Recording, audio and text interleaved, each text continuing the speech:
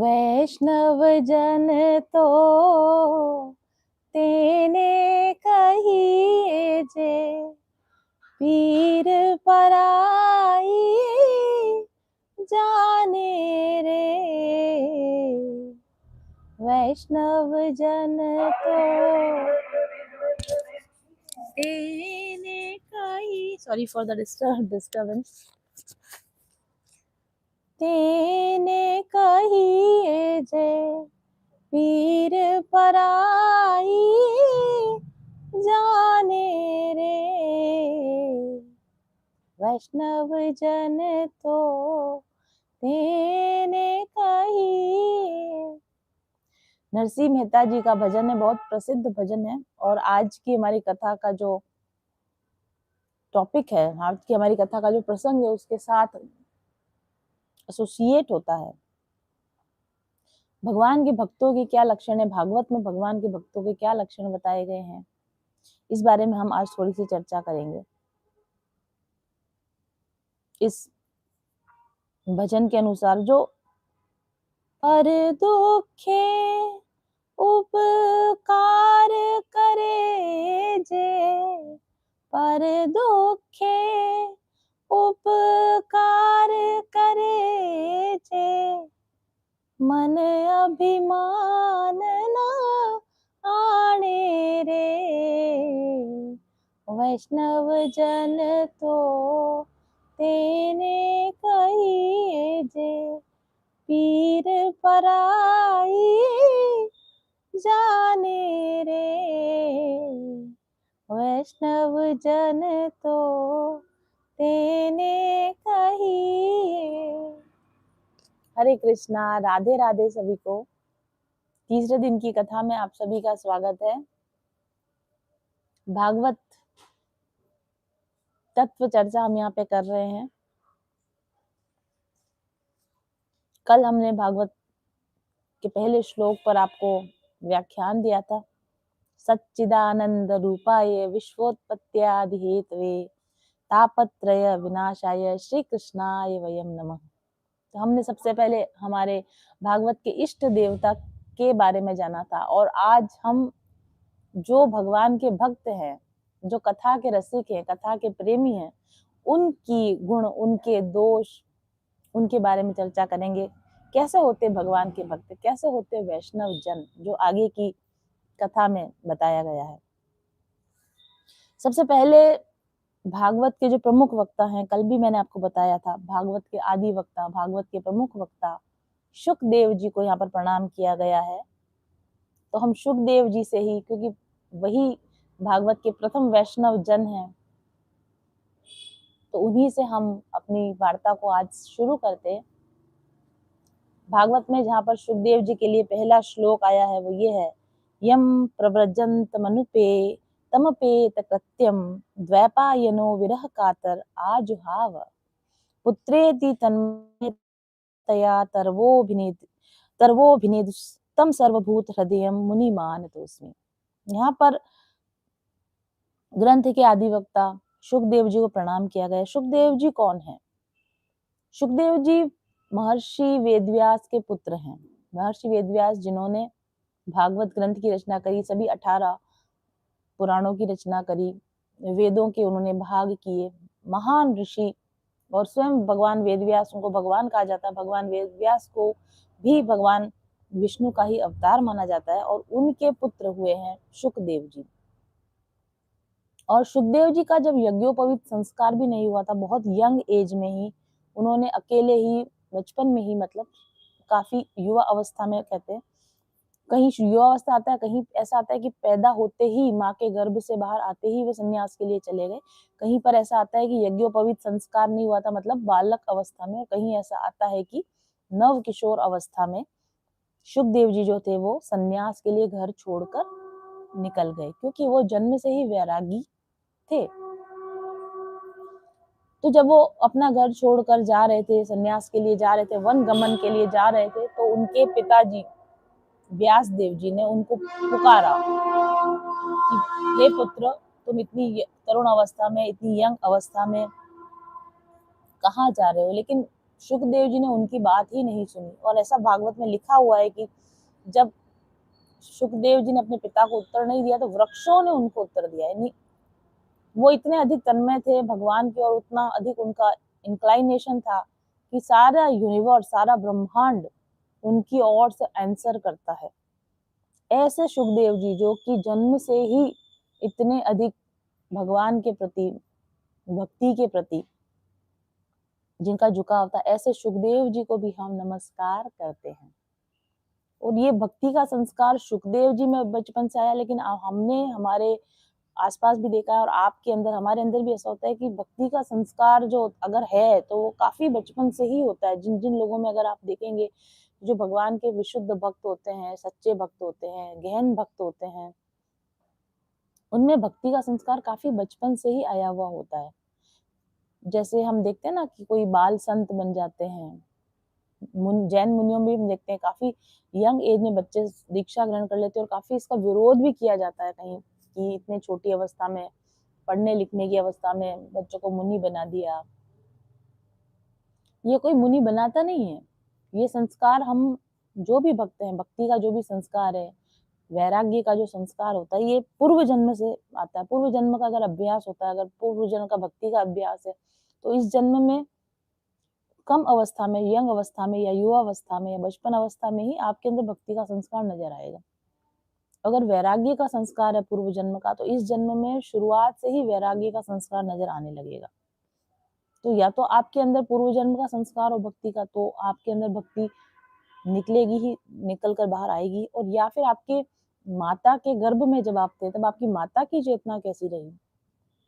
अगर आपकी माता में भक्ति का बीज है, माता में भक्ति का संस्कार है, आपका घर का वातावरण भक्तिमय वातावरण है, माता की चेतना भक्तिमय है, घर के अंदर माता पिता या आपके बड़े बूढ़े जप करते हैं, प्रार्थनाएं करते हैं, श्रद्धा के साथ में भगवान का भजन पूजन जिस घर के अंदर होता है, जिस घर में कथा अमृत का पान किया जाता है जब माता गर्भवती होती है, ऐसे जो सोल्स होती हैं वो भी बचपन से ही भक्ति का संस्कार लेकर आती है। यही माता जी मुझे अभी कहती हैं, कभी कभी जब हम बात करते हैं तो वो कहती है कि जब मैं अपनी माता के गर्भ में थी तो उन्होंने पूरे समय पर भागवत का अध्ययन किया था। तो मेरे को एक्चुअली, मुझे तो ये बात नहीं पता थी, ये तो बात उन्होंने मुझे अभी बताई। लेकिन मैं जब बहुत छोटी थी, 4th class, 5th class, 6th class में, तो उस समय हमारे घर में भागवत रहती थी। तो गर्मी की छुट्टियों में बच्चे कॉमिक्स वगैरह पढ़ते, कॉमिक्स वगैरह मैं भी पढ़ती थी। चंपक बालहंस जो हमारे समय में आती थी वो पढ़ते थे, लेकिन भागवत उठा के पढ़ती थी मैं खूब। मतलब और शुरू से ही भागवत के प्रति मेरा भागवत पढ़ना, भागवत सुनना इंक्लाइनेशन रहा। तो मेरा इंक्लाइनेशन देख कर फिर उन्होंने मुझे बताया कि तुम्हारे अंदर भागवत का इतना गहरा संस्कार इसलिए क्योंकि जब तुम पैदा होने वाली थी तो मैं भागवत में पूरी पढ़ी। और वो श्रीनाथ जी, हमारे घर के बिल्कुल पीछे श्रीनाथ जी का मंदिर है, जो नाथद्वारा के श्रीनाथ जी है ना, जिनका मैंने आपसे कहा था कि कल प्रसाद पाया था हमने कथा के बाद, पहले दिन कथा के बाद में श्रीनाथ जी से प्रसाद आया था। तो श्रीनाथ जी और हमारे मन, मतलब हमारे घर के बीच में सिर्फ एक रोड है। इस तरफ एक तरफ उनका घर, एक तरफ मैं कदा। तो एक तरफ हमारा घर है और बैक, मेरे घर के बैकग्राउंड, बैक साइड पर सड़क के उस पार श्रीनाथ जी का मंदिर है। और वो श्रीनाथ जी वही श्रीनाथ जी जो नाथद्वारा में श्रीनाथ जी विराजे हुए हैं। जो नाथद्वारा वाले श्रीनाथ जी हैं, वहां नाथद्वारा जाने से पहले उदयपुर में रहे थे कुछ समय तक। उदयपुर के महाराणा ने वृंदावन से पधारे हुए श्रीनाथ जी का यहाँ मंदिर बनवाया था। तो यहाँ कुछ समय तक उदयपुर महाराणा के सेवा ली है हमारे ठाकुर जी, नाथद्वारा वाले ठाकुर जी ने। तो वो मंदिर आज भी प्रेजेंट है उदयपुर में, क्योंकि जो ओरिजिनल विग्रह था वो तो नाथद्वारा चला गया। उस ओरिजिनल विग्रह की जगह पर जो दूसरा विग्रह स्थापित किया श्रीनाथ जी का, बिल्कुल कॉपी है, जैसा नाथद्वारा में बिल्कुल वैसा ही कॉपी हमारे घर के बिल्कुल पीछे। तो मेरी मदर मुझे बताती है कि वो प्रतिदिन, जब मैं उनके गर्भ में थी, वो प्रतिदिन श्रीनाथ जी के दर्शन करने जाती थी। और श्रीनाथ जी से ऐसे बोलती थी कि मुझे बेटी चाहिए, मुझे बेटी चाहिए, और भागवत पढ़ती थी। यही वजह है, मतलब अगर मेरे अंदर भक्ति का संस्कार है, मुझे ऐसा लगता है कि मेरी माता की वजह से आया है। मेरी दादी जी जो थी वो 40 वर्षों तक निरंतर पहले भगवान श्रीनाथ जी जो हमारे घर के पास है, श्रीनाथ जी, उनके दर्शन करती थी, उसके बाद में भोजन ग्रहण करती थी घर आके। मेरी नानी जी, वो दिन के 3 दर्शन श्रीनाथ जी के करती थी। श्रीनाथ जी के शायद 8 दर्शन होते हैं, 8 में से 3 दर्शन मेरी नानी जी, 3 दर्शन, कभी-कभी 4 दर्शन मेरी नानी जी प्रतिदिन। मैंने तो अपनी जब से समझ संभाली, जब से और जब तक वो जिंदा रही थी, मैंने एक दिन भी कभी ऐसा नहीं देखा मेरी नानी जी श्रीनाथ जी नहीं गई हैं, और मेरी दादी जी। सुबह के मंगला के दर्शन, यानी सुबह 7 बजे नहा धो के श्रीनाथ जी के मंगला के दर्शन मेरी नानी जी अटेंड करती हैं। वापस घर पे आती हैं, कुछ खाना-वाना बनाती हैं, फिर राजभोग के दर्शन करने जाती हैं। साथ में अगर पॉसिबल होता है तो वो एक और कौन-सा दर्शन होता है, आरती शायद होती, श्रृंगार, श्रृंगार के दर्शन करती, राजभोग के दर्शन करती, फिर घर आती। दिन में थोड़ी देर आती थी, अपना कुछ, और वो हमेशा कुछ ना कुछ बुक रीड करती रहती है, या तो भागवत चल रही है, भागवत खत्म होती तो गीता उठा लेती थी, गीता खत्म हो गई तो रामायण उठा लेती थी, उनके बस वो पाठ चलते ही रहते थे। और शाम का जैसे ही उत्थापन का समय हुआ, श्रीनाथ जी के उत्थापन के दर्शन में चली जाती थी, तो दिन के 3 से 4 दर्शन मेरी नानी जी रेगुलर करती थी। तो मैं आपको ये बता रही हूँ कि भक्ति का जो संस्कार आता है वो आपके माता की चेतना से आता है, आपके घर के बड़े बूढ़ों की चेतना से आता है, आपके घर के संस्कार से आता है। तो अगर आपके अंदर भक्ति का संस्कार है तो say thanks to your parents, say thanks to your mother, say thanks to your parents, say thanks to your grandparents, कि उन्होंने आपके अंदर ऐसा संस्कार डाला। और जिन घरों में ऐसे संस्कार होते हैं, जिन घरों में माता के संस्कार और ओल्ड जो ग्रैंड पेरेंट्स होते हैं उनके संस्कार ऐसे, तो उन घरों में ओल्ड सोल्स पैदा होती हैं।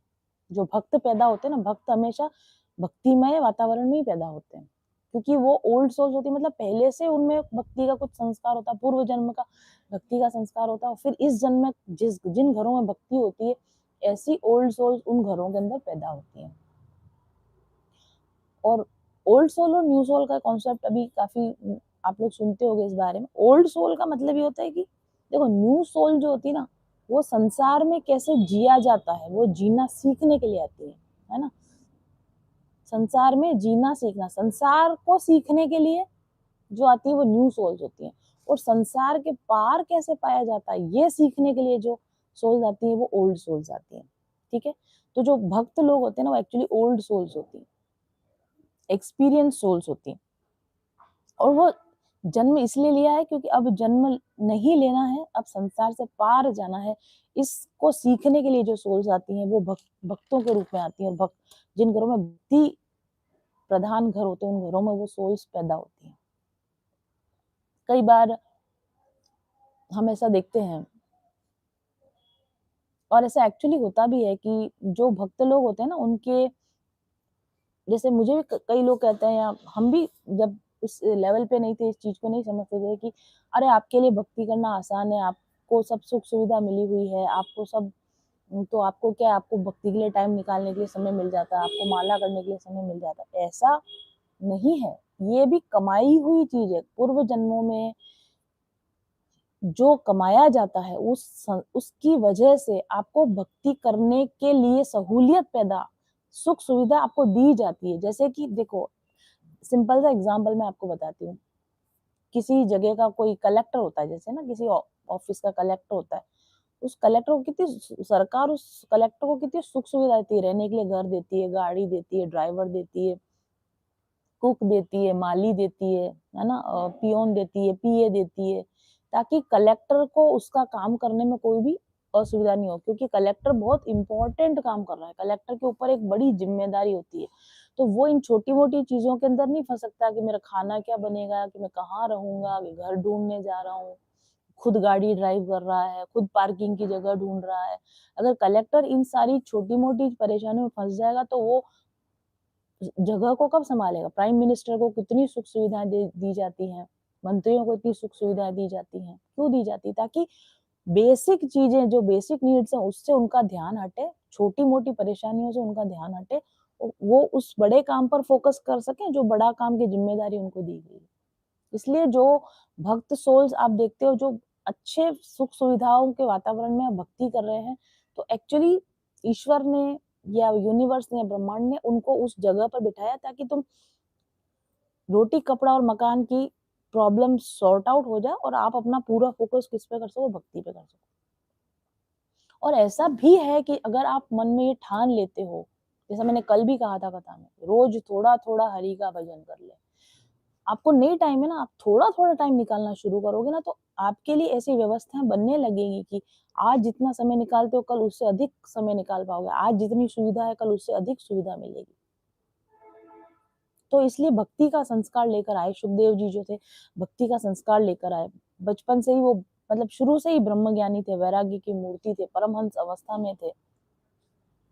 तो ये वही सुखदेव जी जिन्होंने परीक्षित को पहली बार 7 दिन की कथा सुनाई, और ये कथा उनको कहाँ से मिली थी? अपने पिताजी से मिली थी। और पिताजी भी सुखदेव जी को क्यों रोक रहे थे? अपने स्वार्थ के लिए नहीं रोक रहे थे। उन्होंने भागवत पुराण की रचना कर रखी थी और उन्होंने पुत्र प्राप्त किया था कि मैं अपने पुत्र को इस ज्ञान को दूंगा, लेकिन पुत्र तो इतना वैरागी निकला कि उनको तो कुछ पता ही नहीं है, वो जा रहे हैं पैदा होते ही संन्यास लेके जा रहे हैं। तब वेदव्यास जी ने उनको रोका, उनको बोला कि आप रुको, आपको संन्यास जाना, आप संन्यास के लिए जरूर जाना, लेकिन एक शास्त्र है, एक ग्रंथ है जो मैं आपको देना चाहता हूँ, सिखाना चाहता हूँ, वो सीख कर फिर आपकी जो इच्छा हो आप करें। तो ऐसा कहते हैं कि जब सुखदेव जी ने जैसे ही पहला श्लोक, जो अभी वाला श्लोक हमने आपको बताया, श्री कृष्णाय वयम नमः, ऐसा पहला श्लोक भगवान कृष्ण का नाम जब उनके कानों में गया, तो विरह से कातर हो गए, भगवान के प्रेम में आकुल हो गए कि ये इतना सुंदर श्लोक और ऐसे सुंदर भगवान, आप ये किसके बारे में बता रहे हो पिताजी? इन भगवान के बारे में मुझे और जानना है, ये कृष्ण कौन है, मुझे इनके बारे में और जानना है। और इस तरह से प्रेम से आकुल होकर उन्होंने भगवान से, अपने पिताजी से भगवान की कथा प्राप्त करी। और सुखदेव जी को कृष्ण का नाम सुनते ही इतना प्रेम कैसे जाग गया अचानक से, जिन भगवान के बारे में वो पहली बार सुन रहे, उनके प्रति इतना प्रेम कैसे जाग गया? इतना प्रेम इसलिए जाग गया क्योंकि ऐसा कहते हैं कि सुखदेव जी और कोई नहीं है, और राधा रानी के परम प्रिय पक्षी हैं, जो राधा रानी के पेट हैं वो। राधा रानी के पेट शुक का मतलब कहीं तोता भी आता है, कहीं पपीहा भी आता है। तो राधा रानी के पेट हैं, वो छोटा पिंजरे में, राधा रानी अपने पिंजरे में जिस पक्षी को रखती है, शुक पक्षी को रखती है।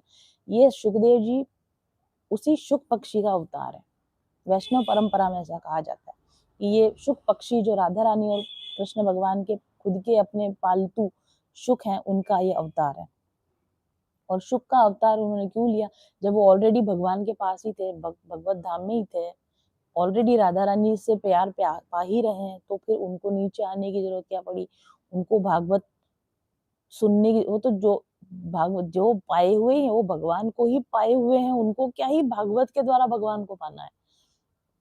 ऐसा नहीं है, उन्होंने भागवत पुराण संसार को देने के लिए जन्म लिया। आप देखो, कोई बहुत वैल्यूएबल चीज होती ना, तो हम किसी ऐसे हर किसी को नहीं पकड़ा देते ना। हाँ, शादियां होती ना, जैसे शादी का सीजन, अभी जस्ट एक विजुअल आया मेरे दिमाग में, शादियों का सीजन होता है, फिर जैसे छोटे मोटे कुछ दूसरे लोग गिफ्ट लाते हैं, है ना, तो वो तो क्या होता है, स्टेज पे दूल्हा दुल्हन के पीछे डब्बे पड़े रहते हैं, गिफ्ट के पड़े रहते हैं ना।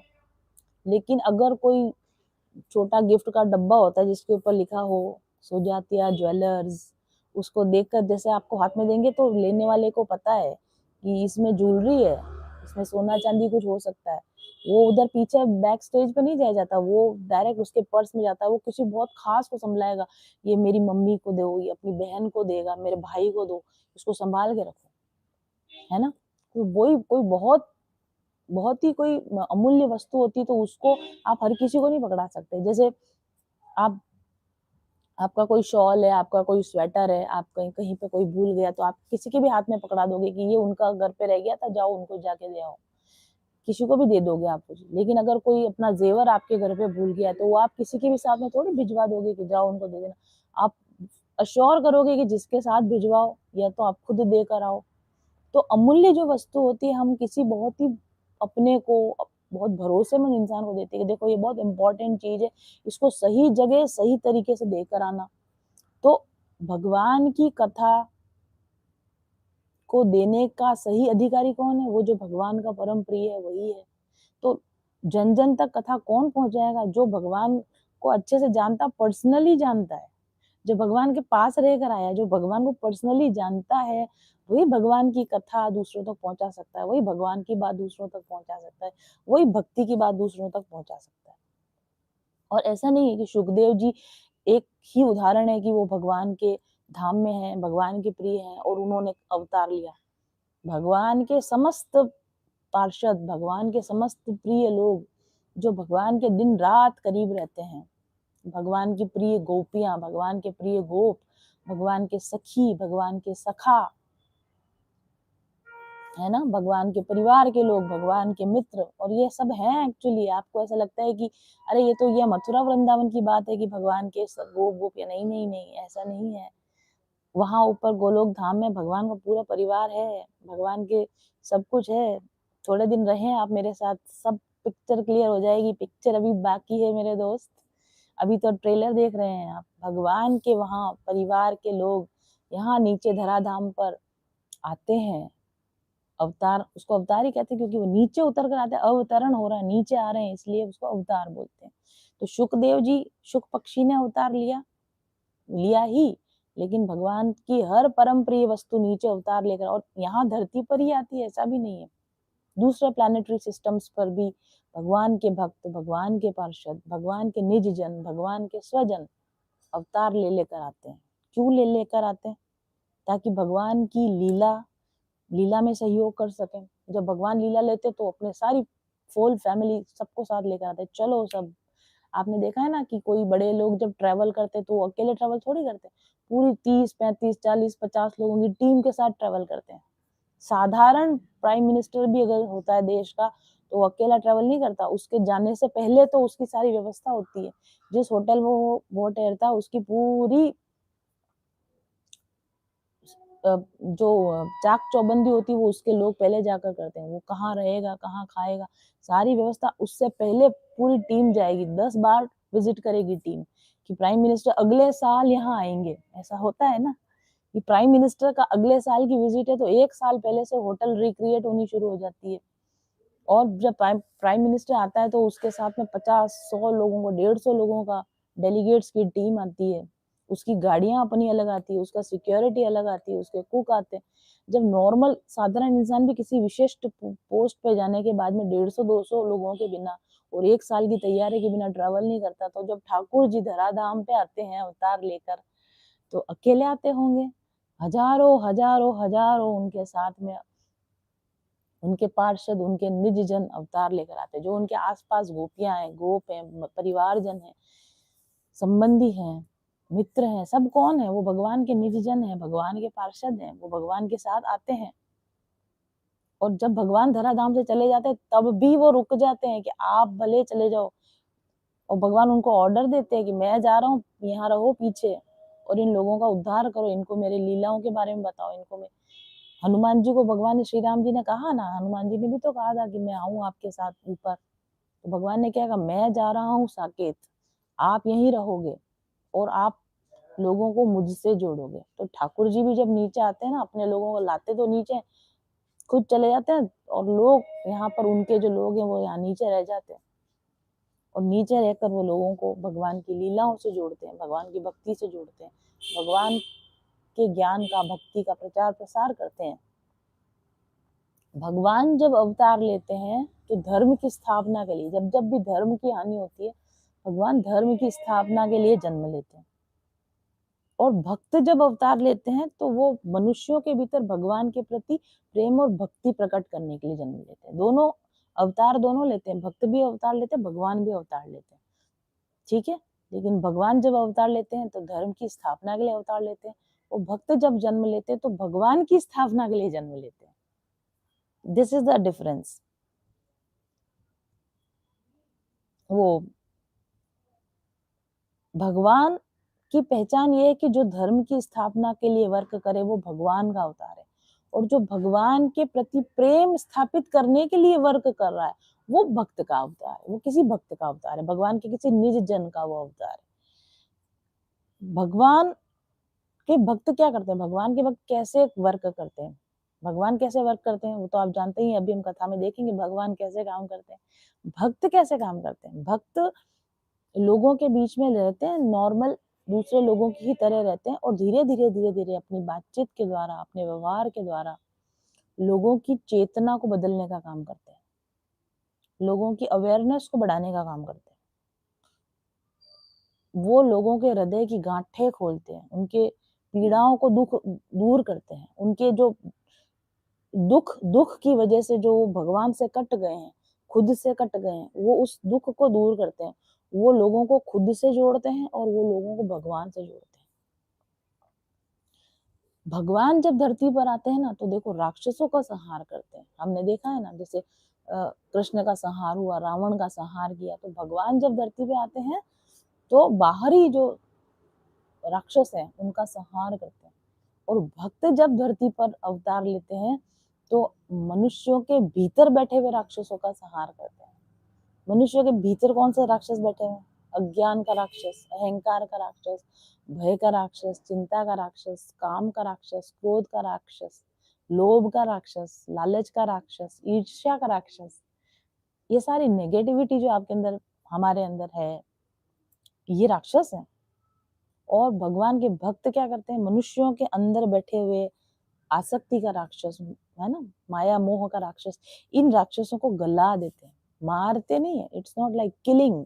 कल भी मैंने बोला था, डिस्ट्रॉय नहीं करते, विसर्जित कर देते हैं। आपके आंतरिक राक्षसी प्रवृत्तियों का, जिन लोगों के सानिध्य में रहने से आपके आंतरिक प्रवृत्तियों का, आपके आंतरिक राक्षसी प्रवृत्तियों का विगलन हो जाता है, विघटन हो जाता है, विसर्जन हो जाता है, ट्रांसम्यूटेशन हो जाता है, वे भगवान के भक्त होते हैं। वे भगवान के भक्त होते हैं जो अवतार लेते हैं।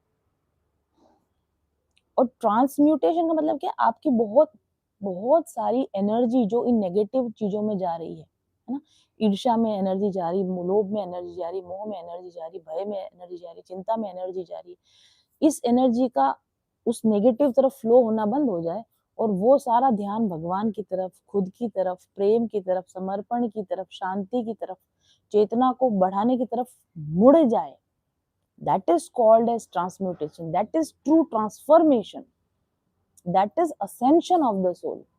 और ये काम भगवान के भक्त करते हैं, तो और कोई नहीं कर सकता आपके अंदर।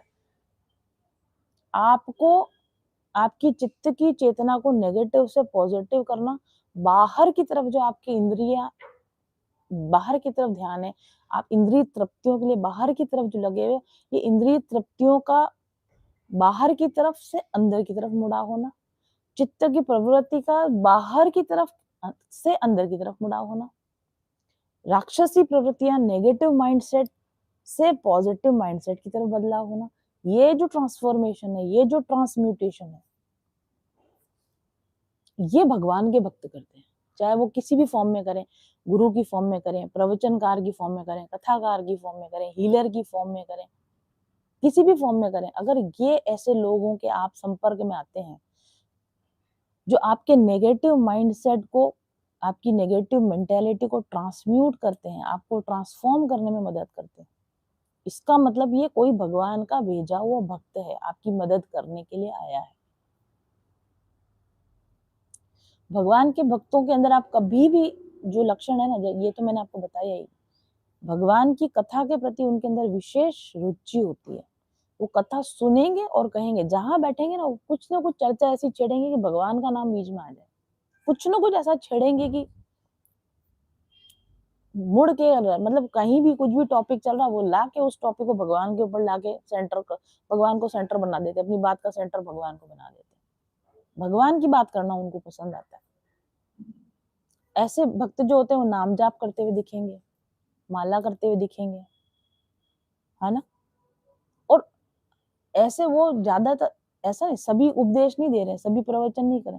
भगवान के भक्त ऐसे होंगे कि उपदेश भले ही नहीं दे रहे हो, आप उनके जीवन को अगर पास से देखोगे, उनके जीवन के अंदर थोड़ा झांक कर देखोगे, तो आपको ऐसा लगेगा कि उनके क्रियाकलापों को देख देख कर, उनकी आदतों को देख देख कर, है ना, उनकी वृत्तियों को देख देख कर आपको उनसे शिक्षा ऑटोमेटिकली, मतलब उनको देख करके, अरे ये ऐसे कैसे कर रहा है, अरे ये, आप बदल जाओगे। भले वो उपदेश नहीं दे रहे हैं, भले वो लिटरली आपको बदलने की कोशिश नहीं करें, बस आप उनको देखो कि ये क्या कर रहा है, कैसे उठता है, कैसे बैठता है, क्या ये करता है, उसकी हैबिट्स को अगर आप देखो, उसके दिनचर्या को आप देखो ना, उसको देख देख कर आपके अंदर ट्रांसफॉर्मेशन हो जाए, वो भगवान के भक्त होते हैं। और भक्त लोग जो होते हैं ना, अपने जीवन, वो शिक्षा, जो शिक्षा दे रहे हैं वो सिर्फ शिक्षा देते नहीं, उस शिक्षा को अपने अंदर उतारते हैं। और उनका जीवन खुद शिक्षा होता है। उनको शिक्षा देने की जरूरत नहीं, उनका खुद का जीवन ही ऐसी शिक्षा होती है कि उनका जीवन को देखो, तो आपका ट्रांसम्यूटेशन हो जाएगा, उनका आपका रूपांतरण हो जाएगा। भक्त को शास्त्र लिखने की जरूरत नहीं होती कि भक्त कोई किताब लिख कर जाए, how to live life on planet earth. भक्त को शास्त्र लिखने की जरूरत नहीं होती, भक्त का जीवन जीने का तरीका ही शास्त्र होता है। भक्त जिस तरीके से जी रहा है वही शास्त्र है। और भक्त हमेशा खुद तो भगवत मार्ग पर चल ही रहा है, आपको भी भगवत मार्ग पर आने के लिए प्रेरित करता रहेगा। उसके कीड़ा होता है, उसके कीड़ा काटता है, वो देख नहीं सकता आपको कि अगर आप उसके सामने हो और आप भगवत मार्ग से विमुख हो या परेशान हो, या आपका नेगेटिव माइंडसेट है, या आपके अंदर राक्षसी प्रवृत्तियां हैं, भक्त को नजर आ रही हैं, उसको कीड़ा काटता है। भाई वो ऐसा है कि वो अकेले में बैठ के माला करे, आनंद करे, राजी रहे, अपनी माला करी, अपनी जाप करी, अपने मौज मस्ती में। एक भक्त ऐसा नहीं होता, भक्त को अपना दुख नहीं होता, भक्त को कीड़ा ये काटता है कि मेरे आसपास के लोग दुखी क्यों हैं, इसको परेशानी क्यों है, इसको बात समझ में क्यों है, ये इतना नेगेटिव क्यों है, ये इतना डिप्रेस क्यों है, तो अरे तुम ऐसा क्यों नहीं करते। उनको कीड़ा काटता है कि मतलब मैं तो कर रहा हूँ, मैं तो कर ही लूंगा, मेरा तो ठीक है, लेकिन तुम्हारा क्या होगा कालिया, तुम ठीक करो अपने आप को। ये भक्त को ये कीड़ा काटता है, और वो उठा उठा के लोगों को ना बार बार मतलब प्रेरित करेगा। मतलब उसको ऐसा लगेगा, कई बार उसको ऐसा भी लगेगा कि मैं ये क्यों कर रहा हूँ, लेकिन फिर कुछ समय बाद उसको लगेगा नहीं, पता नहीं क्यों कर रहा हूँ, लेकिन मुझे करना तो यही है। इस तरह की जो प्रवृत्ति होती है ना, अगर ऐसा कोई है आपकी लाइफ में, दैट इज वो भगवान का भेजा हुआ भक्त है, जो आपके लिए उन्होंने भेजा। उन्होंने छोड़ रखे हैं ऐसे अपने, वो जैसे जासूस नहीं छोड़ते हैं, अपने लोग छोड़ देते हैं ना, क्या बोलते हैं उनको, जो पुलिस की तरफ से आते हैं, वो खबरी खबरी। जैसे पुलिस अपने खबरी छोड़ के रखती है, खबर लेते रहना कहीं कुछ गड़बड़ नहीं हो रही है, तो भगवान अपने भक्तों को ऐसे खबरियों की तरह ना बीच बीच में हर 5-5 10-10 किलोमीटर पे छोड़ छोड़ के रखते हैं कि इनके देखते रहना, इनका गड़बड़ ना हो जाए इनकी लाइफ में। क्योंकि मैंने कल भी कथा में कहा था, भगवान हमसे प्रेम करते हैं, वो हमको बुलाते हैं, तो व्यवस्था वो करते हैं कि कोई तो ऐसा आए जो उनके बारे में हमको बता बता के पिक पिक करता है, मतलब पोक करता रहे, पोक करता रहे, पोक करता रहे हमें। तो भगवान की जो लीला होती है ना, भगवान की लीलाएं काफी गूढ़ होती हैं। भगवान जब धराधाम पे आते हैं, कई तरह की लीलाएं करते हैं। अब जैसे शबरी के बेर खा लिए, या कहीं गोपियों के वस्त्र हरण कर लिए, या जैसे कुब्जा के साथ में उन्होंने समय बिताया। तो कुछ ऐसी लीलाएं होती कि जो साधारण मनुष्य की बुद्धि के परे होती हैं, तो वो समझ में नहीं आती। भगवान के प्रति कंफ्यूजन हो जाता है, भगवान के प्रति डाउट आ जाता है। तो भगवान की गूढ़ रहस्य लीलाओं के रहस्यों को समझाने के लिए भगवान के भक्त अवतार लेते हैं, कि उनको पता होता है कि अभी भगवान अवतार लेके गए और ये जो सब कर करके गए, इसको एक्सप्लेन कौन करेगा। तो उनको एक्सप्लेनेशन करने के लिए भक्त जो होते हैं वो अवतार लेकर आते हैं। और जब तक आप किसी भक्त के पास नहीं बैठोगे और भक्त की समझ से नहीं समझोगे कि भगवान क्या है, तब तक आपको भगवान समझ में आ ही नहीं सकते। भगवान को समझने के लिए भक्त के पास में जाके बैठना, भक्त से समझना कि भगवान क्या है, वो बहुत जरूरी है। तो भगवान को समझाने के लिए उनके भक्त अवतार लेकर आते हैं, ये भक्तों का काम होता है। भक्त लोग जो होते हैं वो कभी आपको ये नहीं कहेंगे कि संसार को छोड़ के भाग जाओ, संन्यास लेके भाग जाओ। संसार से भागना नहीं सिखाते। भक्त आपको संसार के अंदर रहकर भगवान से कैसे प्यार करते हैं, भगवान संसार के अंदर रहकर अपने आप पर कैसे काम करते हैं, संसार के अंदर रहकर अपनी चित्त वृत्तियों पर कैसे कंट्रोल करते हैं, संसार में रहकर आनंद और मुक्ति कैसे पाते हैं, संसार में रहकर भगवान की भक्ति कैसे करते हैं, ये टेक्निक्स जो सिखाते हैं वो भगवान के भक्त होते हैं। भगवान के भक्त ये नहीं कहते हैं कि सब कुछ छोड़ दो, माया मोह छोड़ दो, पैसा मजा मजा करना, शादी ब्याह परिवार छोड़ दो। भगवान का भक्त कभी ऐसा नहीं कहेगा। भगवान का भक्त कहेगा संसार में रहो, संसार के अंदर रहते हुए भीतर से कैसे मुक्त रहा जा सकता है, भीतर से कैसे आनंदित रहा जा सकता है, भीतर से कैसे भगवान से जुड़ के रहा जा सकता है, ये सिखाते हैं भगवान के भक्त सिखाते हैं। भगवान अवतार लेके धर्म को बचाते हैं और भक्त अवतार लेके जीव को बचाते हैं, जीव को अधोगति में जाने से बचाते हैं। भगवान अवतार लेके धर्म की अधोगति होने से बचाते हैं और भक्त अवतार लेके जीवों की अधोगति होने से बचाते हैं। और उसी जीवन में अगर आपको सही शुद्ध भक्त मिल जाए तो आपकी भगवान से पहचान कराता कौन है? भगवान का शुद्ध भक्त आपकी भगवान से पहचान कराता है। इसलिए भक्तों का जीवन में होना बहुत जरूरी है। ऐसे किसी भक्त के द्वारा अगर कथा सुनने मिले तो वो कथा कल्याण करनी ही है। इसीलिए व्यास जी ने जो कथा लिखी भगवान की, वो किसको दी? शुद्ध भक्त को कथा दी, ताकि इसके माध्यम से जब कथा फैलेगी, वो कथा दुनिया का कल्याण करेगी, वो संसार का कल्याण करेगी। और फिर जब परीक्षित जी ने कथा सुनी, वो भी भगवान के भक्त। परीक्षित जी ने जब कथा सुनी, वो किससे सुनी? हमारे सुखदेव जी से कथा सुनी। और सुखदेव जी से जब कथा सुनी तो परीक्षित जी ने अकेले नहीं सुनी, बहुत सारे ऋषि मुनि ज्ञानी वहां पर बैठे हुए थे सब। उस समय पर वहां पर सूत जी भी थे, उन्होंने भी सूत जी सुखदेव जी के शिष्य हैं, उन्होंने उनसे कथा सुनी। और सूत जी ने फिर ये कथा जो है नैमिषारण्य में 88,000 ऋषियों को ये कथा सुनाई, और उन 88,000 ऋषियों से फिर ये कथा जो है वो पूरे संसार में फैली। तो इसका बैकग्राउंड भी हमको थोड़ा जानना जरूरी है। नैमिषारण्य क्या है? नैमिषारण्य उत्तर भारत में तपोवन है। देखो, काइंड ऑफ रिसर्च लेबोरेटरी नहीं कहते आज के समय में, जैसे नासा है, इसरो है, भाभा रिसर्च इंस्टीट्यूट है ना, और यहाँ पर साइंटिस्ट काम करते हैं। तो ये साइंटिस्ट क्या काम करते हैं कि मनुष्य का जीवन कैसे आसान बने, है ना, सुख सुविधाएं कैसे बढ़े, बीमारियों का कैसे नाश हो, ज्यादा स्वस्थ कैसे रहे इंसान, ज्यादा सुख सुविधा से कैसे रहे इंसान। टेक्नोलॉजी का विकास करते हैं, है ना, जैसे इंटरनेट का विकास हुआ, मोबाइल का विकास हुआ, ये सब कौन कर रहे हैं? मौसम की जो जानकारियां पहले से हो जाती है, तो कोई नेचुरल कैलामिटीज आने वाली होती है तो जनसंख्या बच जाए, कहाँ भूकंप आने वाले हैं, कहाँ तूफान आने वाले हैं, कहाँ पर अर्थक्वेक आने वाला है, ये सब जानकारियां इन रिसर्च इंस्टीट्यूट पर रहकर बताई जाती, मानवता की सेवा ही हो रही है। ये नैमिषारण्य एक्चुअली क्या था कि उस समय का एक बड़ा रिसर्च इंस्टीट्यूट, जहां पर मोस्ट ऑफ द टाइम ऋषि अनुसंधान करते थे, रिसर्च करते थे। तो आज के जो ऋषि, आज के जो मॉडर्न ऋषि ही कहलाएंगे। आइंस्टीन, इनको आप क्या कहोगे? ऋषि नहीं है क्या? रिसर्च करते हैं। ऋषि मुझे रिसर्च से ही जुड़ा हुआ शब्द लगता है।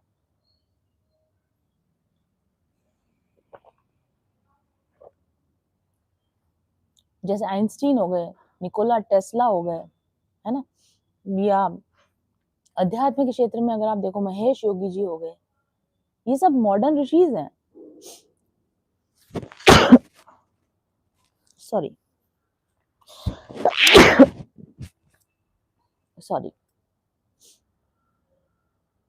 जैसे महेश योगी जी, इन्होंने ट्रांसेंडेंटल मेडिटेशन के बारे में बताया, ब्रेन वेव्स के बारे में जो रिसर्च हो रही है ना, अल्फा बीटा गामा वेव्स, ये सब आज के मॉडर्न ऋषिज हैं। इसी तरह से उस समय में Naimisharanya was that kind of, जैसे नासा, इसरो, तो उस तरह का वो तपोवन जो था, वहां पर बहुत सारे ऋषि एक साथ, एक समय में बहुत सारे ऋषि रहते थे, और वो अनुसंधान करते थे, सत्य का अनुसंधान करते थे। सत्य का अनुसंधान किसके लिए करते थे? कि मानव जीवन सुखद कैसे बने, मानव के लिए। मैंने कहा ना, शुरू से लेके अंत तक जो भी कोई भगवान का भक्त होगा, उसका एक ही फोकस रहेगा कि दुनिया को दुख से कैसे निकाले, परेशान लोगों को हैप्पीनेस की तरफ कैसे लेके आए। बस यही सच्चा भक्त का यही एक मतलब लक्षण ही यही होता है। तो उस समय पे जो 88,000 ऋषि कहते हैं, और उनके हेड ऑफ द डिपार्टमेंट बोलो, डायरेक्टर बोलो, वो कौन थे? शौनक जी थे। तो शौनक जी के अंडर में 88,000 ऋषि सत्य का अनुसंधान करते थे, रिसर्च करते थे। क्या रिसर्च करते थे? ये जितनी विधियां निकली हैं, ध्यान की विधियां निकली हैं, विपश्यना विधि निकली है ना, श्वास ध्यान की विधियां निकली, प्राणायाम की इतनी विधियां निकली, भ्रामरी प्राणायाम, कपालभाति प्राणायाम, अनुलोम विलोम प्राणायाम, कहाँ से आई ये विधियां? किसने, कौन लाया? यही तो ऋषि, ये तो ऋषियों की रिसर्च थी उस समय की। यज्ञों का आविष्कार हुआ, किस किस तरह के यज्ञों से क्या इफेक्ट आता है ना, मंत्रों का आविष्कार हुआ, इतने सारे मंत्र बने, तरह तरह के शस्त्र जो बने, तीर कमान, ये जो आता है ना, ब्रह्मास्त्र, पाशुपतास्त्र, ये सब कौन लाया? ये सब कौन लाया? ये सब की खोज किसने करी? ऋषियों ने ही करी है। शास्त्र जो इतने लिखे गए हैं, वेद, ये जो आयुर्वेद लिखा है, जैसे पतंजलि का योग से रिलेटेड विद्या, योग विद्या क्या होती है, आयुर्वेद क्या होता है, पेड़ पौधों से कैसे बीमारियां ठीक हो जाती हैं, मिट्टी से चिकित्सा कैसे हो जाती है, और नॉर्मल लाइफ के अंदर कब खाना चाहिए, कब क्या खाना चाहिए, कितना खाना चाहिए, उपवास क्यों करना चाहिए, पानी कैसे पीना चाहिए, कितना पीना चाहिए, कौन से वस्त्र कौन से मौसम में पहनने चाहिए, ये सारे सत्य का अनुसंधान है। ये हमारे ऋषियों की खोज है, जिसको हम नॉर्मल मान लेते हैं ना, कि कभी इतना सोचा भी नहीं होगा कि ये सारी बातें आई कहाँ से हैं, ये सारी बातें ऋषि खोज लाए हैं। इसलिए नैमिषारण्य का इतना महत्व है, ये सारी खोजें वहां से हुई हैं। तुलसी, घर में हम तुलसी लगाते हैं, पीपल के पेड़ की पूजा की क्यों करते हैं, तुलसी को घर में क्यों लगाते हैं, है ना, उसके पीछे क्या साइंस है, क्या फायदा होता है, कपूर का धूप क्यों देना है, गूगल का धूप क्यों देना है, ये सारा जो सत्य का अनुसंधान है, ये इस तरह के अनुसंधान हमारे ऋषि मुनि करते रहे हैं हमेशा से। तो जब इन नैमिषारण्य में जब शौनक जी, सूत जी पहुंचे घूमते हुए, पर्यटन करते हुए, तो जैसे ऐसा होता है, आज भी होता है, कॉन्फ्रेंसेस होती हैं, सेमिनार्स होते हैं, कोई बड़ा साइंटिस्ट आता है लेक्चर देने के लिए, तो सारे दूसरे लोग वहां पर मीटिंग करेंगे ना, कि भाई आज फलाने लेक्चर देने आ रहे हैं, कोई वक्ता आ रहे हैं, तो बैठेंगे लोग उनके पास, पूछेंगे उनसे। आज भी होता है, मैं जब कॉलेज लेक्चरर थी तब हम कॉन्फ्रेंसेस में जाते थे, लेटेस्ट रिसर्चेस क्या हो रही है, वो अपनी रिसर्च भी बताना चाहते थे कि हमने इस प्लांट पे ये रिसर्च करी, और हम दूसरों की रिसर्चेस भी देखते थे कॉन्फ्रेंसेस में, कि आपने क्या प्रैक्टिकल लगाया, आपने क्या किस किस प्लांट पे एक्सपेरिमेंट किया, क्या रिजल्ट आया। तो ये नैमिषारण्य इस चीज के लिए कॉन्फ्रेंस होती थी, वहाँ ऋषियों की कॉन्फ्रेंस होती थी, कि पूरे दुनिया में, देश में, कोई कहीं गुफाओं में बैठे हैं, कहीं कंदराओं में बैठे हैं, कहीं रसायनशालाओं में बैठे हैं, ऋषि खोज कर रहे हैं, फिर वो उनकी मीटिंग्स होती थी वहां पे, कि हाँ क्या नई खोज करके लाए मानवता की सुख शांति के लिए, मानव जीवन को सुखमय बनाने के लिए, शांत बनाने के लिए, समृद्धि बनाने के लिए क्या विधियां ढूंढ के लाए। लक्ष्मी जी की पूजन करो, लक्ष्मी, ये इतनी सारी पूजन विधियां, इतनी व्रत विधियां, ये कहाँ से आई हैं, कभी सोचा है हमने? ये सब ये हमारे ऋषि मुनि ढूंढ लाए हैं, ये सब टेक्निक्स हमारे लिए। तो इन ऋषियों का जो समूह था, नैमिषारण्य में जो समूह था, I think that was a grand conference. उस समय में वहां कोई कॉन्फ्रेंस हुई होगी, और उस कॉन्फ्रेंस में जो मेन वक्ता थे वो सूत जी थे उस समय में। तो सूत जी कौन है? वो लोमहर्षण ऋषि लोमहर्षण के पुत्र हैं वो। और भी इनकी डिटेल्स हैं, लेकिन हम उतनी डिटेल्स में नहीं जाएंगे। और ये भी महर्षि वेदव्यास के ही शिष्य हैं। और सुखदेव जी कौन है? वेदव्यास जी के पुत्र हैं। और सूत जी कौन है? वेदव्यास जी के शिष्य हैं। तो काफी क्लोज कॉन्टैक्ट है। मैंने कहा ना कि कोई भी चीज हम किसी को देंगे, किसको देंगे? अपने बहुत प्रिय को ही देंगे। इतने एफर्ट डाल के कोई चीज को हम देना चाहेंगे तो उसके सही अधिकारी को देंगे, कि हमें पता है इसको देंगे ये चीज सही जगह पहुंचेगी। तो व्यास जी ने सुखदेव जी को दी, और सुखदेव जी ने फिर सूत जी को दी। क्योंकि सुखदेव जी तो साधना करने चले गए, उन्होंने, अब उनको वो चीज अच्छी थी तो उन्होंने ग्रहण कर ली, लेकिन वो बांटने नहीं निकले, दुनिया संसार में नहीं बांटा उन्होंने परीक्षित जी को कथा जरूर सुनाई। उसके बाद में उन्होंने वो कथा किसको दे दी? सूत जी को दे दी। आप प्रचार प्रसार का काम आप करो, हम तो भाई अपने भक्ति करेंगे। तो सूत जी के पास कथा थी, और शौनक जी जो हेड है, डायरेक्टर है नैमिषारण्य के, वो प्रधान ऋषि कहे गए हैं। इस प्रश्नकर्ता, जो कथा, इस कथा के जो प्रश्न करता है वो कौन है? वो शौनक जी हैं। और कथाएं हमारे धर्म के अंदर अगर आप देखेंगे, कोई भी आप पुराण वगैरह देखेंगे, तो उसमें कथाओं को इस तरह से कहा, ऐसे नहीं कि मतलब जैसे नींद आ जाए, जैसे कि लेक्चर, हमारे कॉलेज में लेक्चर होते हैं ना, तो लेक्चरर बोलते जा रहा, बोलते जा रहा, बोलते जा रहा, बच्चे सिर्फ सुन रहे, सुन रहे, सुन रहे। ऐसे पुराण नहीं लिखे गए हैं। पुराण ऐसे लिखे गए हैं कि प्रश्न आएगा और उसका उत्तर आएगा, प्रश्न आएगा और उसका उत्तर आएगा, जैसा प्रश्न करोगे वैसा उत्तर मिलेगा। तो पुराण इसी तरीके से लिखे गए हैं कि एक प्रश्नकर्ता अपना प्रश्न रखेगा, जिज्ञासा रखेगा, और जो वक्ता होगा वो उस जिज्ञासा को शांत करेगा, और इस तरह से वो नॉलेज जो होगी वो ट्रांसफर की जाएगी। तो शौनक जी इस कथा के अंदर मुख्य प्रश्न करता है। सही प्रश्नकर्ता का होना भी बहुत जरूरी है। जो सही प्रश्न करे तो सही उत्तर आए। उठ पटांग प्रश्न करने लग जाए, आउट ऑफ कॉन्टेक्स्ट जाके बात करने लग जाए, तो सारे पुराण की क्या हो जाएगी, बैंड बज जाएगी। इसलिए इतने 88,000 ऋषियों में से सही प्रश्न कौन कर सकता है, किसको चुना गया? शौनक जी को चुना गया। क्योंकि जब तक सही प्रश्न नहीं पूछा जाएगा तब तक सही ज्ञान का प्रवाह नहीं निकल सकता है। इसलिए सही प्रश्न पूछने वाले भी बहुत जरूरी है। तो यहाँ पर भागवत में प्रश्नकर्ता कौन है? शौनक जी हैं। उत्तर कौन दे रहे हैं? वक्ता कौन है? सूत जी हैं। सूत जी ने कथा कहाँ से ली? सुखदेव जी से ली। सुखदेव जी ने कथा कहाँ से ली? व्यास से ली, व्यास जी से ली। और सूत जी ने कथा किसको दी? शौनक और 88,000 ऋषियों को दी। अभी 88,000 ऋषि जब कॉन्फ्रेंस में आए होंगे, 88,000 ऋषि एक साथ तो हमेशा तो रहते नहीं होंगे, तो 88,000 ऋषियों ने कथा ग्रहण करी और फिर वो पूरे भारत में फैले। तो अपने साथ उस कथा को लेके गए और जगह जगह जगह जगह उस कथा का प्रचार प्रसार होना शुरू हुआ। तो इस तरह ये जब कलयुग आरंभ हुआ उसके साथ ही कथा भी ग्रैंड लेवल पर भगवान की कथाएं होने लगी।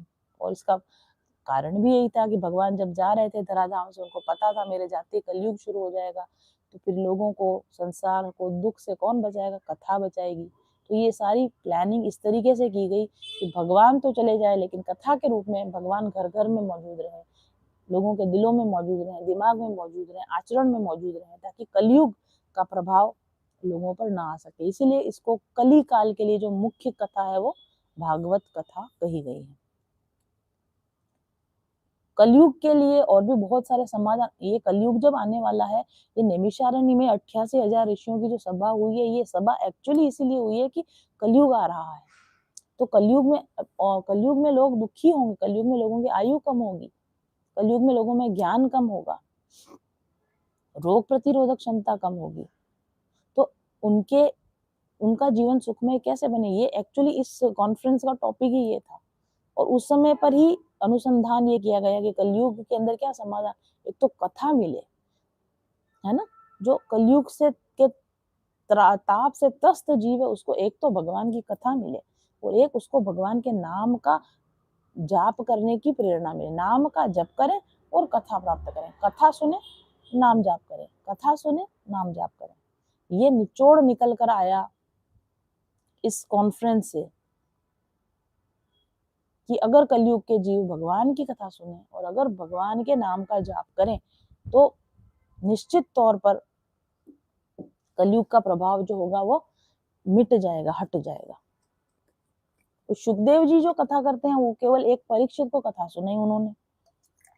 मुख्य यजमान, मुख्य कथा सुनने वाले जो थे वो परीक्षित थे।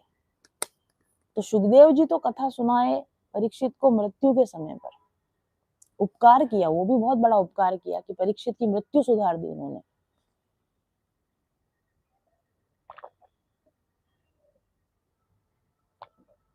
लेकिन सूत जी ने जो कथा सुनाई ऋषियों को, और अभी ये जो कथा हमें सुनाई जाती है, और सूत जी ने इस कथा को जो दिया ऋषियों को, इस पूरे कलयुगी जीवों का उद्धार हो जाए, इनका जीवन सफल हो जाए, मृत्यु तो सुधरे ही सुधरे, इनका जीवन भी सुधर जाए, इस तरीके से कथा सुनाई। तो शौनक जी यहाँ पर क्या कहते हैं, वो जो श्लोक है यहाँ पर मैं आपको श्लोक पढ़ के सुनाती हूँ। नैमिषे सूतमासीना मभिवाद्य महामतिं कथामृतं रसास्वाद कुशलः शौनको ब्रवीत। नैमिषारण्य में सूत जी आसीन हुए, तब वहां पर शौनक ने क्या कहा कि हमें कथा का अमृत दीजिए, हमें कथा का अमृत दीजिए, है ना। अज्ञान ध्वांत विध्वंस कोटि सूर्य समप्रभ सूताख्यानी कथा सारम मम कर्ण रसायनम भक्ति ज्ञान विरागाप्तो विवेको वर्धते महान महामोय निराशश्च वैष्णवे क्रियते कथम इह घोरे कलो प्रायो जीवाश्च सूरतां गतः क्लेशाक्रान्तस्य तस्यैव शोधने किं परायणम्। तो सूत जी कह रहे हैं कि हे शौनक जी, आपका जो ज्ञान है वह कलयुग के जीवों के अज्ञान का नाश करने के लिए करोड़ों सूर्यों के समान है, और आप हमारे लिए, मतलब हमारे लिए और सबके लिए, हमारे कानों को जो रसायन स्वरूप हो, अमृत स्वरूप हो, ऐसी सार गर्भित कथा कहिए। हमारे कानों में रसायन के समान घुसे, अमृत स्वरूप हो, ऐसी सार गर्भित कथा कहिए। अब देखिए कितना सुंदर प्रश्न पूछा है। प्रश्न ही इस टेक्निक से पूछा कि सोचने वाले को उत्तर बहुत सोच समझ के देना पड़े। उन्होंने क्या कहा, कर्णयोः रसायनम अमृत स्वरूपा सार गर्भिता इति कथा। कथा कैसी होनी चाहिए? यहाँ पर शौनक जी ने जो कही है ना, कथा ऐसी होनी चाहिए।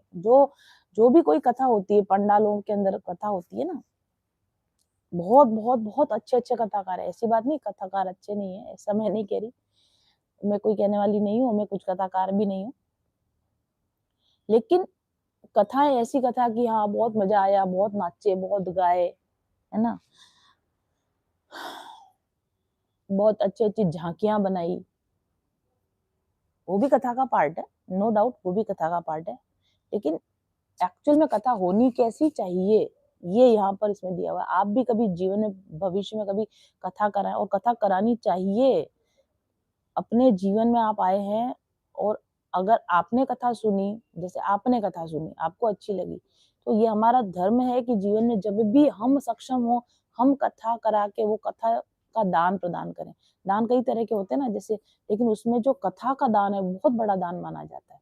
तो कथा करानी चाहिए। मेरे मन में बहुत इच्छा थी कि मैं भी कभी भागवत कथा कराऊं। ठाकुर जी की कृपा से वो मेरी इच्छा पूरी हुई। दैट बहुत बड़ा दान होता है, कथा का दान करना, धर्म का दान करना।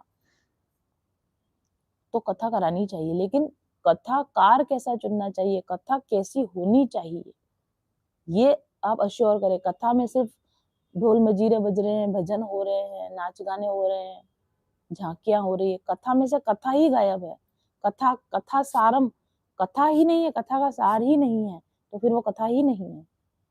कर्णयो रसायन, जो कथा कानों के लिए रसायन हो, जैसा मैंने कल भी कहा था, आयुर्वेद में काष्ठ, भस्म और रसायन, रस, तीन तरह की होती। एक होता काष्ठ, धीरे धीरे असर करता है, भस्म उससे तेज असर करती है, और रसायन सबसे तेज असर करता है। तो कथा ऐसी हो जो फास्ट असर करे, तो भागवत कथा। और अमृत के समान हो, अमृत स्वरूपा किसके लिए? अमृत, अमृत का मतलब क्या? मृत्यु को हराने वाली। तो क्या कथा सुनने से हम अमर हो जाएंगे? तो कथा सुनने से क्या मृत्यु नहीं आएगी? नहीं, ऐसा नहीं है। कथा ऐसी हो कि उस कथा को सुन के आदमी के अंदर से, मरने का डर खत्म हो जाए। ठीक है, मरने का डर खत्म हो जाए, भय खत्म हो जाए, अंदर से चिंता खत्म हो जाए। आज मृत्यु आती, आज आ जाए, हमें कोई चिंता नहीं। हम इतने अंदर से बिल्कुल फियरलेस जी रहे हैं, तो फियरलेस मर रहे हैं, तो फियरलेस। चिंता का नाश हो जाए, भय का नाश हो जाए, मृत्यु के डर का नाश हो जाए। ये कथा, कथा ऐसी कि कथा सुनने के बाद सारे डरों से मुक्ति, सारी चिंताओं से मुक्ति हो जाए, तो वो कथा है। और कथा रसायन, कथा रसायन क्यों कहा इसको? ऐसी कथा, कथा सुनने के बाद मन की थकान मिट जाए, है ना, अंदर से जो नेगेटिविटी है, जो विष है अंदर, बाहर निकल जाए, शांति प्राप्त हो, आपका नर्वस सिस्टम बैलेंस हो, आपके हार्मोन्स बैलेंस, उस कथा को सुनने मात्र से, वो कथा के शब्द ऐसे हों, उस कथा का प्रवाह ऐसा हो कि आप उसको बस सुन रहे हो, आप कानों में से जा रही है वो कथा आपके, और आपको अंदर शांति फील हो रही है, आपको हीलिंग फील हो रही है। ऐसे कथा में यो रसायन होना चाहिए। कथा अमृत स्वरूपा होनी चाहिए। शरीर पे से और शरीर से जुड़ी चिंताओं से ध्यान हटके आत्मा की चिंता करें। ये शरीर तो आज है कल नहीं रहेगा, ये जीवन तो आज है कल नहीं रहेगा, नहीं भी रहेगा तो चलेगा, ये आत्मा बर्बाद ना हो जाए। हमारी आत्मा अमर है, और इस अमर आत्मा को और विशुद्ध रूप में और अच्छी तरीके से हायर डिमेंशंस में कैसे ले जाए, चिंता करनी ये करें। डर करना है तो ये करें कि मनुष्य जन्म जीकर हमने अपनी आत्मा का उद्धार का प्रयास किया कि नहीं किया तो कर ले। डर ये रहे, चिंता ये, जीने मरने की चिंता खत्म हो जाए, वो कथा। और सार गर्भिता, कथा सार गर्भिता होनी चाहिए। अनावश्यक बातें, निरर्थक बातें नहीं कि आप कथा में बैठे हैं, वहां पर भी आप और कहने वाले ही नहीं, सुनने वाले भी कथा में बैठे हैं, लेकिन बात ये कर रहे हैं, अरे ये साड़ी कहाँ से पहन के आए, आज तो ऑटो ही नहीं मिला, आज तो देर हो गए, जल्दी जाना है, देर जाना है, मेहमान आ गए थे, बेटी आ गई थी, बहू आ गई थी, आज बहू ने ये कर दिया, बेटे ने वो कर दिया। वहां कथा में बैठकर भी अनावश्यक निरर्थक बातें हो रही है। और स्टेज से भी जो वक्ता है वो भी निरर्थक बातें, जो कथा में दिया गया है उसी की चर्चा करें, कथा के प्रवाह से ना हटे, कथा के ट्रैक से ना उतरे। कथा वाचन करते समय स्टोरी टेलिंग भी करनी पड़ती है, कथा वाचन करते समय कुछ दूसरे उदाहरण भी देने पड़ते हैं, नॉर्मल लाइफ से उदाहरण भी देने पड़ते हैं, कथा वाचन करते समय दृष्टांत भी सुनाने पड़ते हैं। लेकिन दृष्टांत तो कहानी, कथाएं, किस्सों में इतने बह जाएं कि जो ओरिजिनल कथा थी उधर से ही भटक जाए, ओरिजिनल तत्व चर्चा ही ना कर पाए, वो भी कथा नहीं है। तो सार गर्भिता, जो कहा जाए वो जीवन को बदलने वाला हो, वो जीवन में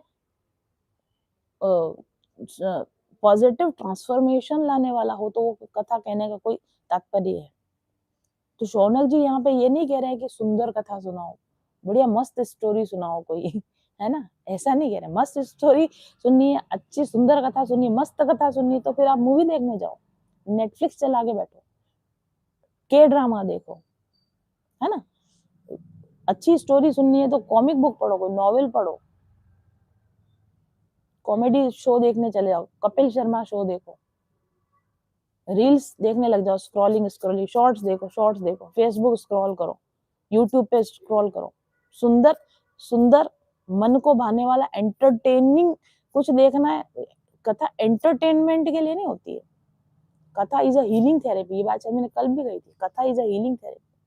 कथा इज नॉट फॉर एंटरटेनमेंट, कथा इज फॉर योर हीलिंग। कथा मनोरंजन के लिए नहीं होती, कथा मनोपचार के लिए होती है, मन के उपचार के लिए कथा होती है। बाकी आप जितनी भी चीजें देख रहे हो ना, ये मनोरंजन के लिए है। कोई आप टीवियां देख रहे हो, रीलें देख रहे हो, शॉर्ट्स देख रहे हो, यूट्यूब पे कुछ स्क्रॉल कर रहे हो, ये सब क्या है, मनोरंजन है। और कथा क्या है, मनोपचार है, मन का उपचार हो रहा है, हीलिंग हो रहा है कथा के अंदर आपका। बाकी जगहों पे अगर आप कहीं जा, जैसे मान लो मूवी नहीं देख रहे, नेटफ्लिक्स ड्रामा, आप कोई डॉक्यूमेंट्री देख रहे हो, न्यूज देख रहे, लोग कहते हैं हम मूवी नहीं, हम तो न्यूज देखते हैं,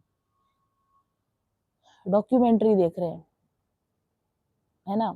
मैं खुद भी बहुत डिस्कवरी चैनल वगैरह पर, हिस्ट्री चैनल पर मैंने भी बहुत इंफॉर्मेटिव जानकारियां देखी, अच्छी है, जानकारी लेनी ही चाहिए, उसमें कोई बुराई नहीं है, बट वो इंफॉर्मेशन है। इंफॉर्मेशन और नॉलेज में फर्क होता है।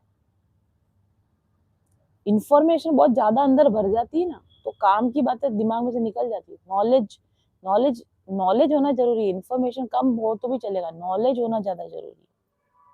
और आज की इंफॉर्मेशन टेक्नोलॉजी को, युग ही इंफॉर्मेशन टेक्नोलॉजी का, इतनी इंफॉर्मेशन भरी हुई है, इतनी इंफॉर्मेशन भरी हुई है। और जब इतनी इंफॉर्मेशन है तो शांति होनी चाहिए ना। जो इंफॉर्मेशन आप गेन कर रहे हो सोशल मीडिया के थ्रू, टीवी के थ्रू, अखबारों के थ्रू, किताबों के थ्रू, आप इंफॉर्मेशन गेन कर रहे हो, इतनी इंफॉर्मेशन लेने के बाद जीवन में शांति क्यों नहीं आ रही, जीवन में परिवर्तन क्यों नहीं आ रहा? इसका मतलब ये है कि जो इंफॉर्मेशन आप ले रहे हो सार गर्भिता नहीं है। कथा कैसी होनी चाहिए, और होती है सार गर्भिता। कथा जो होगी वो आपको इंफॉर्मेशन दे रही है, नॉलेज आपको दे रही है, बट वो नॉलेज कैसी है, वो इंफॉर्मेशन कैसी है कि जब वो आपके अंदर उतरती है तो आपको शांति आती है, आपका ट्रांसफॉर्मेशन होता है। आप रील्स देखते हो, शॉर्ट्स देखते हो, न्यूज देखते हो, इंफॉर्मेशन वहां से भी जाती है पर शांति नहीं आती। लेकिन कथा में आप बैठकर जो इंफॉर्मेशन ले रहे हो, कथा में बैठकर आप जो नॉलेज ले रहे हो, इससे शांति आती, इससे हीलिंग मिलती, इससे ट्रांसफॉर्मेशन होती। कथा कोई नई इंफॉर्मेशन आपके अंदर नहीं डालती, कथा आपको केवल वो इंफॉर्मेशन याद दिलाती है जो आप भूल गए हो। आप ऑलरेडी ऑल नोइंग हो, ये जो बातें मैं बता रही हूँ, कोई भी कथाकार आपको बताएगा, वो बातें ऑलरेडी आपको पता है। कथा में बैठकर केवल याद आ जाता है कि अरे हाँ, सच कहा, ये हम भूल गए थे, इसको आचरण में लेना बंद कर दिया था, फिर से शुरू करेंगे, ध्यान रखेंगे। कथा आपका ध्यान दुनिया से हटाकर खुद पर लाती है। कथा आपका ध्यान बाहरी जानकारियों से हटाकर अपने अंदर की जो जानकारियां हैं उन पर लेकर आती है। कथा आप खुद को भूल गए हो, आपको खुद को खुद से मिलाती है, भगवान से मिलाती है, खुद से मिलाती है। कथा खुद से मिलवाती है और कथा खुदा से भी मिलवाती है। ऐसी जो कथा होती है वो कथा होती है। और ऐसी, और शौनक जी यही कह रहे हैं कि मुझे हमको ऐसी कथा सुनाओ। तो उन्होंने पहले ही क्लियर कर दिया कि हमको इन्फॉर्मेशन के लिए कथा नहीं चाहिए, हमको एंटरटेनमेंट के लिए कथा नहीं चाहिए, हमको ऐसी कथा चाहिए। और शौनक जी आगे ये भी पूछते हैं, हमको कृष्ण प्राप्ति का शाश्वत साधन बताओ। शाश्वत मतलब जो कल भी वैलिड था, आज भी वैलिड है, कल भी वैलिड है। एक ऐसी चीज बता दो, कृष्ण मिलेंगे गारंटीड, चाहे आज का इंसान इसको यूज करे या कभी फ्यूचर में इस टेक्निक का यूज किया जाए, कृष्ण प्राप्ति हो जाए, हमको वो साधन आप बता दो, है ना। तो यहाँ पर हमारी पूरी अच्छी तरीके से सूत जी ने बहुत अच्छी तरीके से अपनी बात रख दी कि हमें क्या सुनना है। और अब शौनक जी ने अपनी सारी बात रख दी कि हमें क्या सुनना है, और अब सूत जी बताएंगे, इन प्रश्नों के आधार पर जो कुछ भी बताएंगे वो हम जानेंगे कि वो चीज क्या होती है, वो कथा क्या होती है। धीरे धीरे कथा में आ रहे हैं, जितना मैं सोच के आती हूँ उससे बहुत कम ही हम लोग कर पाते, क्योंकि मुझे लगता है कि इसी स्पीड से चलना ठीक है। बहुत ज्यादा लंबी स्पीड जाएंगे तो फिर तो वही बात हो जाएगी कि इंफॉर्मेशन हो जाएगी, फिर वो मुझे आपको इन्फॉर्मेशन नहीं देनी, कथाओं में इन्फॉर्मेशन आपको मिल जाएगी। बुक के अंदर इन्फॉर्मेशन तो किताबों में आप भागवत का किताब पढ़ लो, 200-500 रुपए की किताब आती है। किताब पढ़ने से नहीं, उस कथा के साथ आप कनेक्ट हो पा रहे हो क्या, वो कथा आपके आत्मा में उतर पा रही है क्या, उस बात से आप डीपली कनेक्ट हो पा रहे हो क्या, तब इसका मतलब आपका। और जब तक वक्ता का और श्रोता का आत्मिक कनेक्शन नहीं बैठे ना, तब तक कथा का प्रवाह नहीं आता, तब तक कथा बिल्कुल दिल को नहीं छूती। जब तक कथा दिल को नहीं छू रही, जब तक कथा आत्मा को नहीं छू रही है, तब तक वो सिर्फ इंफॉर्मेशन है। आई होप आपको आज की कथा पसंद आई होगी। कल हम फिर से इसको रखेंगे स्टार्ट, सोमवार से शुक्रवार, मंडे टू फ्राइडे हम कथा करेंगे, और सैटरडे संडे में ऑफ रखूंगी अपने स्वाध्याय के लिए और अपने खुद के ध्यान जाप वगैरह के लिए। मैं अपने लिए 2 दिन रखना चाहूंगी। तो आज की कथा को हम यहीं पर विराम देते हैं, और हम देखते हैं कि क्या हम आज कोई अच्छा सा गाना गा सकते हैं, भजन गा सकते हैं। कथा के मुख्य यजमान जो भी हैं, आप सब आरती करें, अपने अपने घर पर अपने अपने भगवान की आरती कर सकते हैं।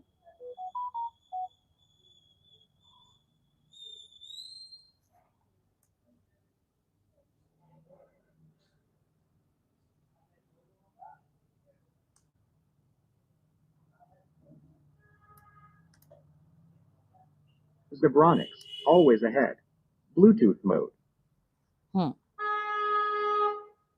तो मुझे ये भजन मेरा बहुत ही फेवरेट भजन है, मेरी मम्मी का भी बहुत फेवरेट भजन है, तो मैं अपनी मम्मी को डेडिकेट करूंगी आज ये भजन। 200 is now connected.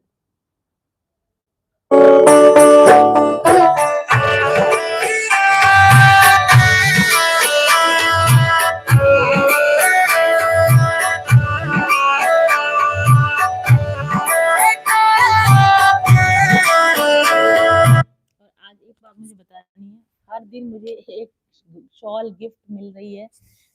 आज की ये जो शॉल है, ये मेरी फ्रेंड दीप्ति जोधपुर से, उनकी तरफ से मुझे प्राप्त हुई है। तो कल जो मैंने शॉल पहन रखी थी वो मेरी माता जी की तरफ से मुझे गिफ्ट प्राप्त हुई है, अभी नहीं हुई है, पहले हुई है। और आज की ये जो शॉल है, ये मेरी प्यारी सखी दीप्ति की तरफ से गिफ्टेड है। तो हर दिन मुझे कहीं ना कहीं से एक गिफ्ट मिल रहा है, मैं समझती हूँ ठाकुर जी की तरफ से ही मिल रहा है।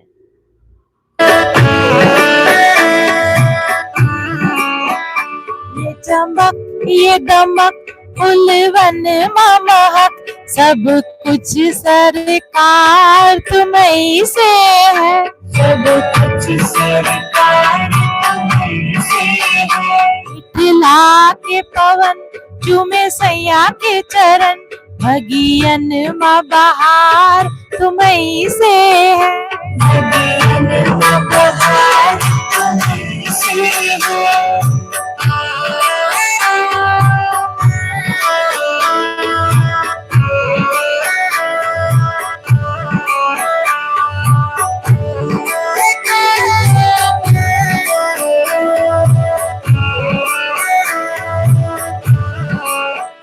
तू है मेरा सजन, मैं हूँ तारी, अब लाज बलम रखियो मोरी। अब लाज तू है मेरा सजन, मैं हूँ तारी, अब लाज बलम रखियो मोरी। चाहे इत जाओ, चाहे उत जाओ, चाहे इत जाओ, चाहे उत जाओ, मेरे दिल को प्यार तुम्हीं से है। सब कुछ सरकार तुम्हीं से है।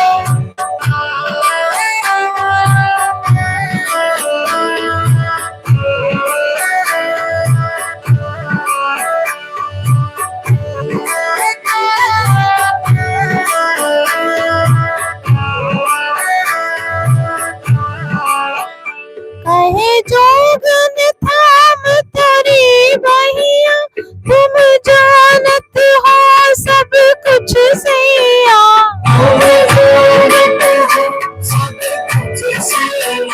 कहे जोगन थाम तोरी बहिया, तुम जानत हो सब कुछ सैया।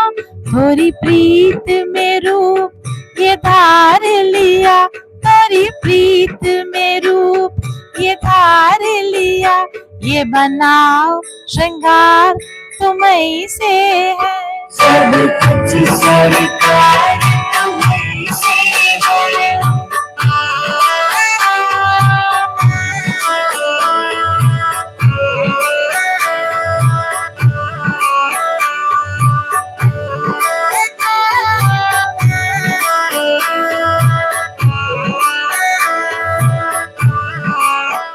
मैं तो भूल गई कुछ भी कहना, थोड़ी प्रीत में रोवत है नैना।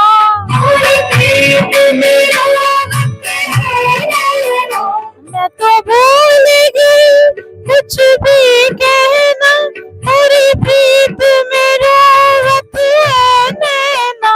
रग रग में बसी है प्रीत तोरी, रग रग में बसी है प्रीत तोरी। अखियन मखुमार तुम्हीं से है। कुछ सरकार तुम्हीं से है।